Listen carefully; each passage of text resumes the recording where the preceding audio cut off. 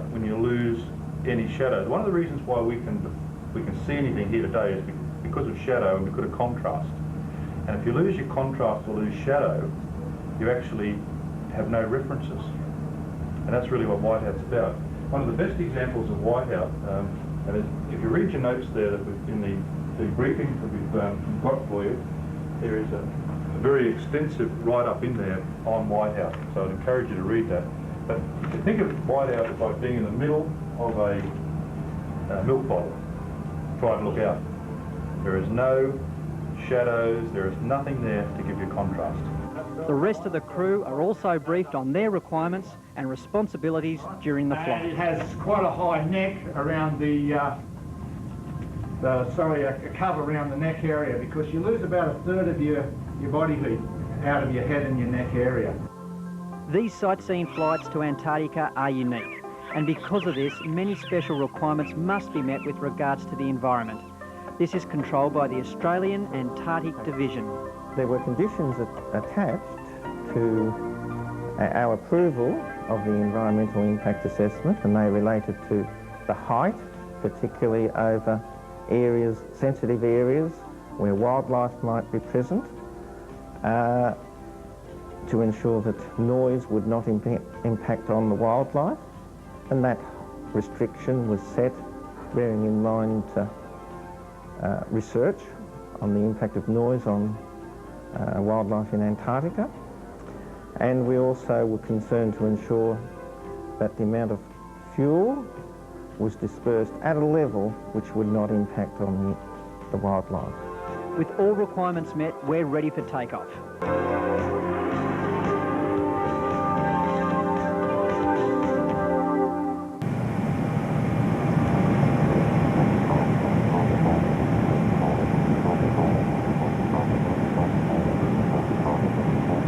Qantas 2602, call departures airborne. Clear for takeoff, 34 left. Qantas 2602.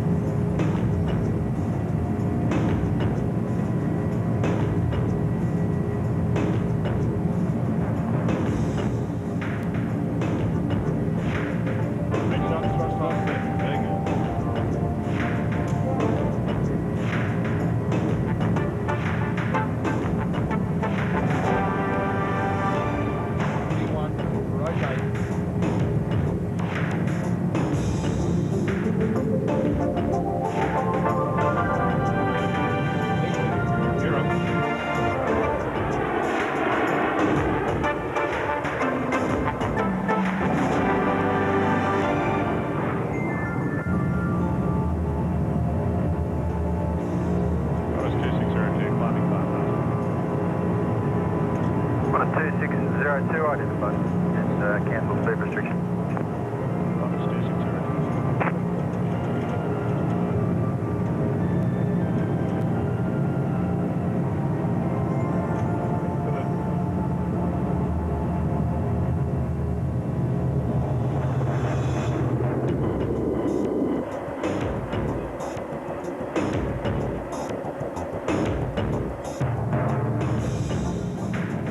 Qantas 2602, climb to and maintain flight number 200.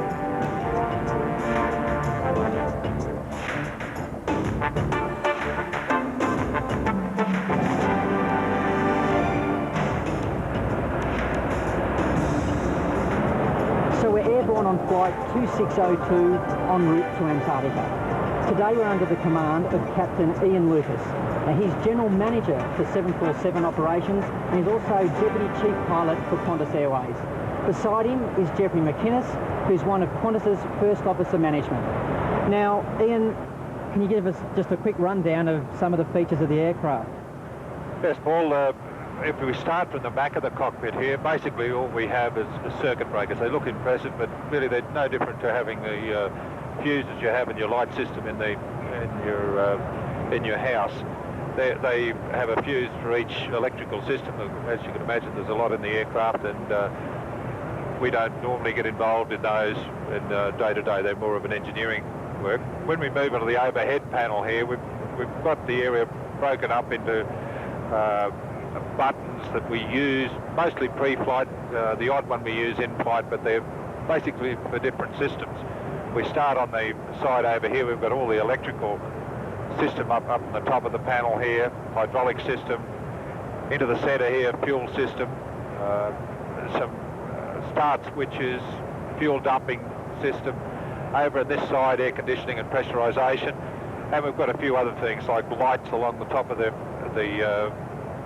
switches along the bottom of the panel here, and a couple of oddball things like heaters for the windows, and something you can't go anywhere without, that's got to be windscreen wipers. Of course, if it's raining, we're just the same as your local car. We've got low and high speed and intermittent windscreen wipers. Then if we come down to the panels here, in the centre is basically our automatics, our autopilots. We've got 3 of those, Larry, Charlie and Robert, and various selections on the automatic panel here. Coming down on either side of the cockpit, in this area here, and the same in front of the first officer, with 2 large screens which have the same information available to them. The difference between this aircraft and most of the earlier ones is that we have so much information on the one screen. And instead of having these old-style dials that we had in the earlier models, we've just got 2 screens, but on those screens is all the information you need to fly the aircraft. On the left here, an artificial horizon where the blue's the sky, the black's the ground. On the right-hand side of that, an altitude tape showing us at 33,000 feet. And on the left of that, an airspeed indication. We're actually flying, or attempting to fly, at 85% of the speed of sound, or a Mach number of 0.85. On the centre dial here, we've got a map of where we're going. The triangle's the aeroplane. We're following the pink line, which is our navigation route today, and on that you see the 80 miles in the centre there. That's an indication of the scale of the instrument. We can change that scale. I've got a knob up above it here. We can actually look out to around about 1,000 kilometres, 640 miles is the scale we use there, nautical miles. So we can change the scale and look at our whole route up the coast of Antarctica to Cape Hudson, and then across the inland there. I can also wind the scale down when I'm slowed down and coming into land somewhere or in the terminal area. I bring the scale right back to so it just shows 5 miles in the centre of the screen, and I can put much more information in there. On either side of the centre pedestal here, we've got our flight management system computers.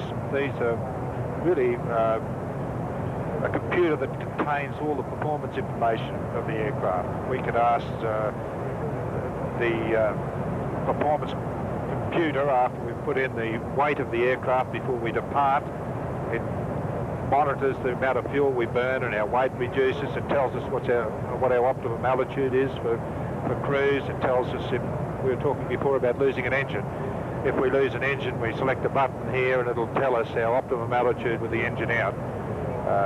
They also have stored in that computer all our navigational data worldwide, so we could dial up a route between, say, Sydney and Singapore, or London and Bangkok, or today Sydney and the South Magnetic Pole, and it's stored in the data inside the computer.